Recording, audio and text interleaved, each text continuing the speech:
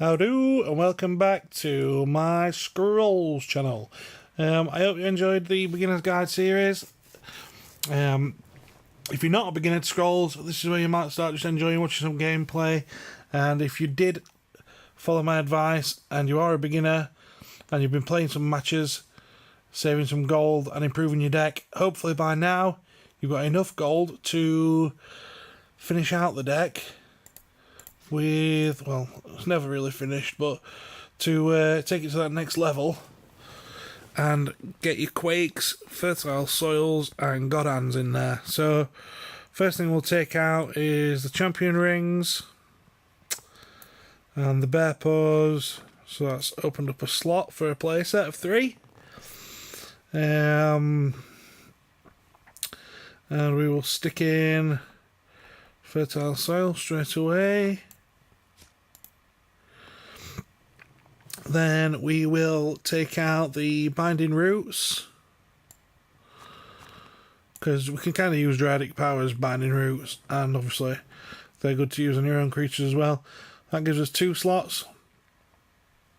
I'm now going to take out the Ranger's Banes and the Frostgales, giving us another 2 playsets worth of cards. We'll slip in God Hands and we'll slip in Quakes. So there we go, we're back up to 50. And just by adding those 3 cards, you're now ready to be able to compete with the hard AI and probably, to be honest, quick matches against real people as well. Although there's a lot of skill involved, so just name this. Can't really type and talk at the same time. Growth Reconstructed, 2nd upgrade. Boosh. So yeah, hopefully now you'll see there's a glaring hole there, look, by the way, in 3 slot, which is not great. Ideally you want a mana curve that has a lot of 1s, a few less 2s, around the same amount of 3s and 4s and 5s, and well, tailing off at 5 really. As you can see, we've got the bottom end right there, 6, 7s, 8s, there's not many of those. We just really love to fill the 3 slot, which you can do nowadays, because in the recent update, this guy was added, Breaker. He's a really good little creature, and you probably, if you wanted to add this guy in, you'd lose probably Vater of the Wild, or Dryadic Power, or Ancestral Totem can come out now, the Kinfolk Jarls can come out, really. But for now, we'll stick with this build, because this is now a tested and trusted deck that will definitely do well against hard AI and against real people in quick matches, assuming you put some time into it, learn the deck, learn your opponent's decks, because that's a big thing about it, you know. It's alright knowing your deck, but you really need to know the other factions. You need to know what threats Order, Energy and Decay bring to the table, because if you don't, you're playing blind and you're going to struggle big time. I can't help you with that. The only way you can do that is by playing a lot, but that's fun. That's good. You want to play a lot. You need to play a lot. You want to learn. So get playing. Right, so quick match against the hard AI. What we got? Meh, bit of a bag of spanners if we're honest. It's not great at all. So what are we gonna do? What are we gonna do? Let's get rid of the Mangy Wolf. Let's play that. He's got a Ragged Wolf in the middle there, and a Kinfolk Brave to back it up. So there you go, he's basically controlling that middle row now, so we are starting at a disadvantage. And we are... what we're going to get rid of here?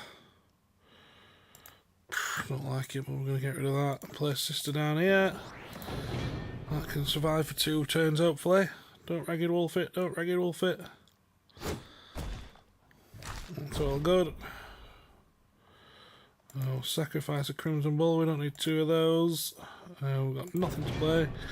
Don't Ragged Wolf it. Don't Ragged Wolf it. Yes. It's not rallying around. There we go. Yep. All good.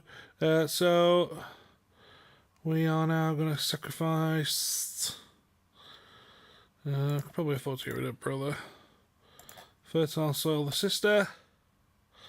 Tons of cards. Right, we've got a Quake as well. So this really defines how we're going to play now. He's now got no cards in hand.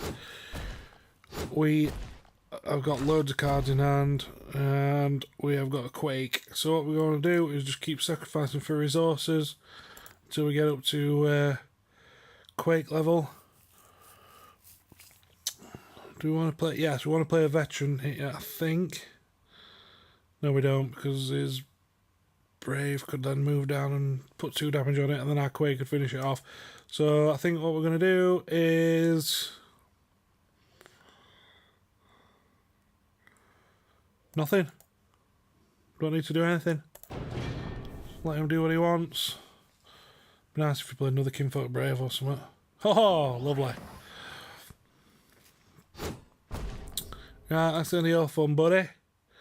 So sacrifice Jarl for that, and then Quake. Bye-bye.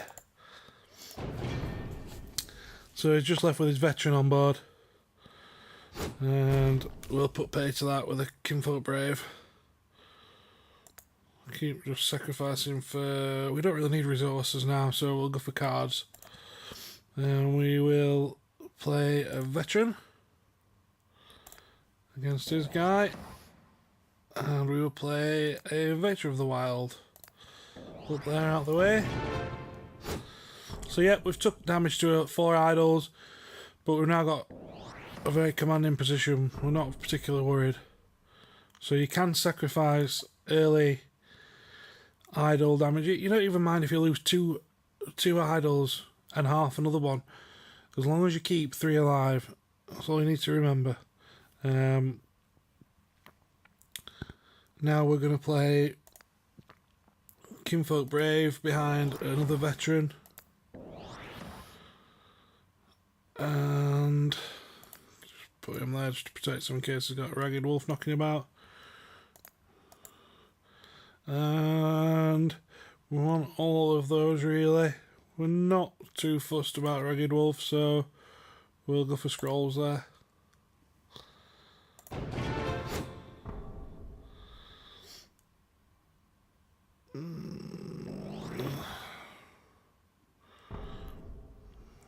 Two Jarls is never great, really.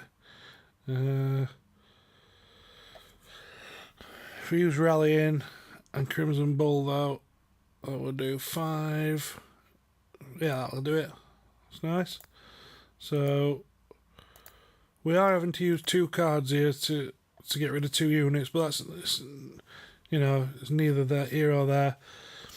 It's 2 for 2, so we don't mind using that.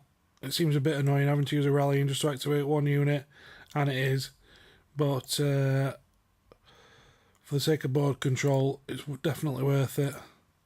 Play Crimson Bull to add 2 attack to everybody, and that gets that job done. Now, do we want to sacrifice anything? I think we're going to get rid of Mangy Wolf for some more growth. That's a good situation, a good example there. We didn't really need the growth, because we've got cards that we can play next turn. Excuse me. So it was a good idea to keep ramping up, because you are going to need it eventually. So that's his board wiped again for him. So he's just struggling now to come back all the time, you see. Whereas we are in a decent spot. I've got a god on now. This is looking really good. We'll play a veteran to get rid of his Brave. Veteran is really good for what we call tempo.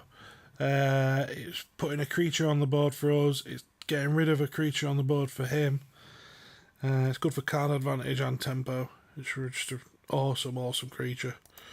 So what should we get rid of there? We will get rid of the Brother for cards, I think. Yep. really want to find a Great Wolf, and there he is. That's nice. So we will now start bringing these guys back towards the middle. Yep.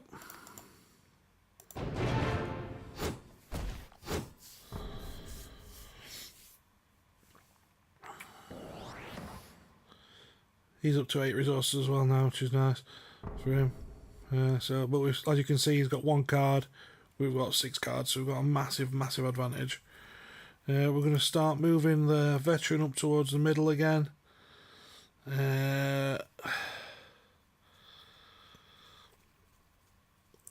We could have God-handed there, but it only adds 2 to everybody's attack, so the wolf would have survived anyway. And we're getting towards the point where we can just save up the God Hand now, play creatures, and eventually win the game by God Handing in a few turns. So we're not going to need Quake, so we'll sacrifice for more scrolls. It's nice, get another Brave out. Is there any reason not to put him there? No, let's just stick him there. Finish that row off. You shouldn't really have him in front of a bigger unit like that. I should obviously move the veteran forward one and put the Brave behind him. Like I think I said in an earlier video, you will always make mistakes. Even the best players in the world make mistakes. You just got to try and minimise those errors. And when you've got a game won like this, pretty much, you don't need to worry about it too much. It uses Mangy Wolf there to trigger his Great Wolf and pick off my veteran, which I'm not too pleased about, but another God Hand. So now you see we can afford to God Hand this turn. You can see how insanely powerful that card is. I don't know if you've seen it before yet. All units gain 2 attack and all units have their countdown decreased by 2. So now what we will do is we might as well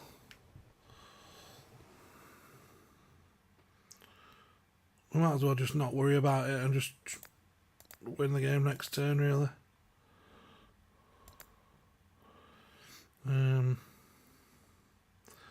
We'll need 2 damage on that front one, so we will do that, and he can move in there next turn, and we might as well do that. He's moved already. So yep. Oh, lag. So Kinfolk Jarl, we're not going to need. We don't need anything. We don't need to do anything now at all. But I will just out of habit. Finish middle idle off. Finish the second idle off. And God on next turn for the win. So it doesn't really matter what the opponent does here. So you can see that adding fertile soils and God Hands and Quakes to this deck has improved it massively.